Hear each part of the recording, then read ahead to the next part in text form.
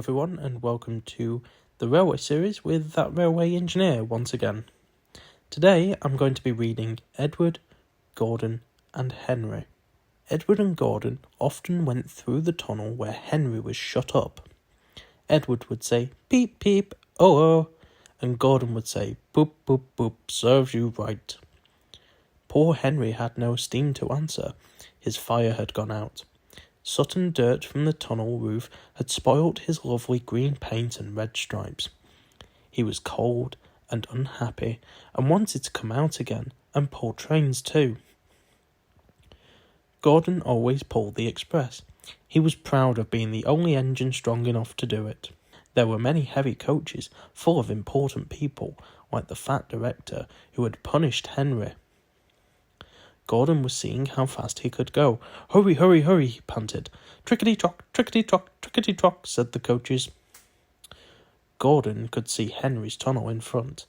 "I'll poop, poop, poop at Henry," and rush through and out into the open again.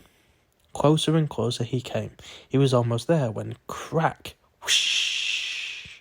He was in a cloud of steam and going slower and slower. His driver stopped the train. "What has happened to me?" asked Gordon. "I feel so weak." "You've burst your safety valve," said the driver. "You can't pull the train anymore." "Oh dear," said Gordon. "We were going so nicely too. Look at Henry laughing at me." Gordon made a face at Henry and blew smoke at him. Everyone got out and came to see Gordon. "Humph," said the fat director. "I never liked these big engines. Always going wrong. Send for another engine at once." While the guard went to find one, they uncoupled Gordon and ran him on a siding out of the way. The only engine left in the shed was Edward. "I'll come and try," he said. Gordon saw him coming. "That's no use," he said. "Edward can't pull the train." Edward puffed and pulled and pulled and puffed, but he couldn't move the heavy coaches. "I told you so," said Gordon rudely. "Why not let Henry try?" "Yes," said the fat director, "I will." "Will you help pull this train, Henry?" he asked. "Yes," said Henry at once. So Gordon's driver and fireman lit his fire, some plate layers broke down the wall and put the rails back, and when he had steam up, Henry puffed out. He was dirty, his boiler was black, and he was covered with cobwebs.